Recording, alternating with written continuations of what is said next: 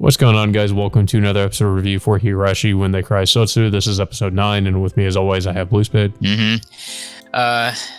So we had, we still had some complaints with the previous episode or two about like how they're just constantly just rehashing a lot of the stuff from Higurashi Go at times, and it kind of does a little bit in this episode, but it finally gives us a different perspective, and it tries to focus a little bit less on Sadako on what she was doing around the time. But yeah, however, the episode does start out with basically like, I guess you could say what happened in the original timeline with Sadako getting abused by her uncle at the time, and of course Sadako thought that this was one of her worst memories, but she reconsiders thinking that this is one of the best ones because she was at Rika at that time, and you can just clearly see how warped her mindset is up to this point, considering of what she went through back then before she became a looper.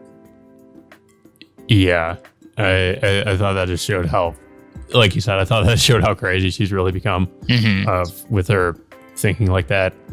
Even though she was being abused, she was at least close to Rika. Yeah, and of course, Featherine or Yua, whatever she's calling herself, it's she also takes note of how less human that Sadako is starting to become. Kind of doubling down on that whole witch. Like her calling her a witch from the last episode. Yeah, I mean, well, Sadako herself, she I don't think she really even cares or minds what she's being called, as long as she gets the outcome she wants by having Rika and stay in Hinamizawa. If assuming if depending on what the outcome is going to be, probably in the next arc or two. But yeah, so of course we do get some scenes again, post Sadako freak out in the classroom. And then we do get some reused scenes of Keiichi and the group talking about what they plan on doing. But much of the episode is mostly focused on Teppei. I guess trying to be a better person by learning how to cook in the house and cleaning up after himself. Yeah, it's just it's pretty much he's just become a completely different person. He's just trying to take care of things, and he's also concerned about the bullying that Sadako is going through. We see a scene of him just hanging out clothes to dry, and there's still people that, of course, that don't know this side of him, so they still look at him with suspicion. And he just scares them off because he's he doesn't want, I guess, people kind of snooping around or just kind of looking at him like that. But, from their perspective, they think it's just because he's still the same person he always was. But the only other person that knows he's kind of turned into a somewhat different person is Oishi. But nobody else really in the village really knows that. So everybody's pretty much thinking he's up to no good. Yeah, and it pretty much goes on for, I guess, the majority of this episode until Oishi runs into Teppei out in town. We should mention too that Teppei even offers to call the child welfare services and clear things up with them, but Sadako doesn't want him to do that. Yeah, because she's trying so hard to try to cover up her lie to Teppei, because of course because if Teppei does call into the child welfare service, it'll pretty much expose everything that Sadako was really trying to do. But yeah, so, like you said, Sadako just stops him from doing so, and then of course, like I said earlier, Teppei ends up running into Oishi outside of town, and then he pretty much begs Oishi to help him out with Sadako's problem with being abused by people in town. So of course Oishi takes note and some amount of suspicion of this. So he goes over to Teppei's place and then starts talking to Sadako, which of course Sadako just pretty much confesses that there's nothing wrong going on with her and her uncle, and that Teppei's really been taking care of her this entire time. Yeah. Yeah, like, and of course that just makes Oishi kind of suspicious. Like he does actually look around the house, but he doesn't find any evidence of Sadako having been abused. No. And of course, like, just when things were about to calm down a little bit, Sadako, of course, makes tea for the two, but also throws in like a sleeping pill, like, in their drink. So it ends up knocking both Teppei and Oishi out cold for a time, until Sadako decides to inject the Hinamizawa syndrome into Oishi's neck. Yeah, I think specifically Featherine or US says this is like L5 of the syndrome or whatever. I don't really understand the technical terms. Like, I guess like if you're like, there are certain levels to it. I guess like it's maybe like more severe case of it, supposedly. I don't know. I'm not sure how it works. I don't know. I thought it was just only that one vial that she took. Oh, it is, yeah. But I think there are like maybe different stages to it. Maybe like how much she injects. Because if you notice, like, he hasn't, like, I mean, he is crazed at this point, but he's not to the point where he was at the end of the arc and Go, where he was just going around like killing people. Yeah, but you see him gradually, scratching his. Yeah, in this episode we can see it, like the beginnings of it. Yeah, and then of course he looks over notes of all the things that happened in Hinamizawa, including the Oyashiro-sama's curse and such, and he really wants to do this because he's trying to avenge someone who was apparently a victim at the time. And it gets to the point where he starts losing it and deliberately destroys, like, I guess like a little miniature shrine of someone out in the field or something. I guess it was a miniature shrine to Oyashiro or something. Yeah. Yeah, he does before this tell his partner Kuma that he's just going to go, like, I guess ask around the village, which he kind of actually does. Like, he does ask some of the villagers, like, have they seen anything? Like, have they noticed that Teppei is like, abusing Sadako or whatever? And he tells them to, just keep an eye on him before just going and destroying the shrine and also pissing on the Torii Gate.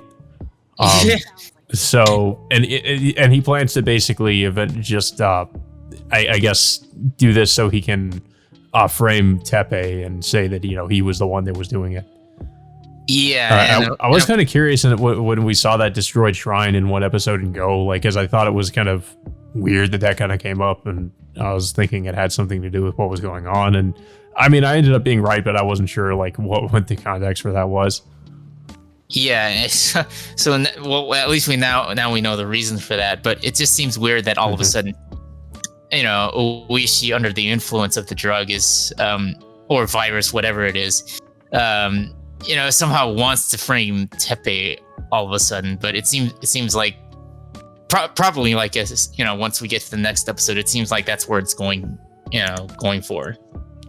I get the feeling like, I guess he wants to get back at all the people of Hinamizawa because he's always kind of like distrusted them or something. So I guess, him being injected, it just kind of makes him act out like this. Yeah, probably. But yeah, that's pretty much the episode. Honestly, I thought it was going to end by this episode, but it looks like we're going to have at least one more episode of this arc before it gets to the next one. I mean, if I recall, the Curse Deceiving arc went by a little bit longer than the other arcs. Oh, you mean the one? In Higurashi Go. Yeah. I mean, because was the arc after this the one where Rika dies over and over again, or was that something? Yeah. Yes, I think it was like Neko Damashi. Yeah, that Neko Damashi arc is I said before, I'm not sure if they're really going to go over this much. Like, I mean, I wonder how long they will really dedicate to this, because I mean, after if they're going to spend another episode on like finishing up this arc, then that'll be 10 episodes. So then we really just have 5 more episodes to like finish things out. So I have to wonder if they're going to like retread some of that, or if they're just going to like skip it. Yeah, I assume hopefully the Neko Damashi arc will probably. Because I really don't feel like it's necessary to go through that again, honestly. Well, yeah, obviously they're probably going to go more. They're going to replay the Neko Damashi arc under Sadako's perspective, and I'm just like, do we really need to? Because we already know how evil Sadako is up to this point, and we really don't need to see them hammering the point over and over again, just for us to know how crazed she is up, right now. So yeah, I feel like everybody's pretty much just been waiting for the pretty much the continuation of what happened. I think it was like episode 17 of Go, where Sadako is just holding everybody at gunpoint and what's going to happen from there. Yeah. But yeah, I mean, like I will say like Sotsu has been okay so far, at least at answering like a lot of the questions we had when Higurashi Go. Yeah. But I'm just hoping they have enough time to really like to really sort of like end things on a satisfying note with like the I guess the conflict between Sadako and Rika. Yeah.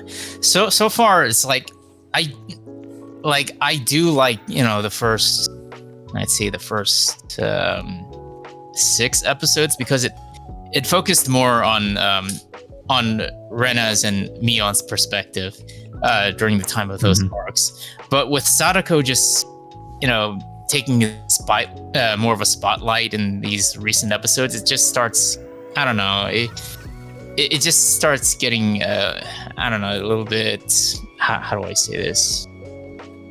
Is it like repetitive? Yeah, a little bit repetitive in a way. Yeah. I mean, like there are some things, like I said, with the stuff with Oishi, which was kind of interesting in this episode, but a lot of it is just sort of showing how much of a good person Teppei is now, which we've been seeing, but just kind of going more into it here. But I don't feel like as much time was wasted in this one as opposed to like the last episode, because they didn't really like they didn't really go over like or reuse too many other scenes that we've already seen. Yeah, I mean, but yeah. Oh yeah, go ahead. No, go ahead. Well, I was just gonna say I just don't really have too much else to say. I thought it was a fairly decent episode, like a little bit better than the episode last week. But yeah, again, it's also somewhat predictable where things might go from here, because we already know what happens with Oishi, and I think whatever happened with Teppei is probably fairly straightforward. Like we kind of assumed Teppei will just see Keiichi as a threat and attack him. Yeah, I mean, like I don't think there's too many other surprises in store for the rest of this arc, to be honest. Yeah. I guess we'll have to, see what happens in the next episode. Well, we know what's going to happen, but hopefully we'll see how they handle the Neko arc, assuming if, how much they're going to end up adapting that based on how many episodes are left. Yeah. But I don't know if you have anything else to say about this episode. No, I think we pretty much covered everything we needed to in this one. I mean, we basically know what's going to happen next week, assuming if it is going to end off on that episode. Yeah, but that'll be said, guys. Until next Thursday, we will see you all next time.